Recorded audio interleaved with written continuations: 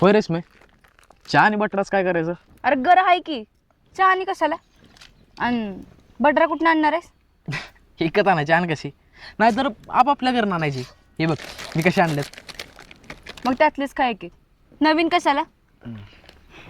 बर मी तुझ्यासाठी करते चहा, पण चालेल ना माझ्या हातचा? अगं चालेल की, मी काय गाव प्यायला नाही होय तुझ्या हातचा.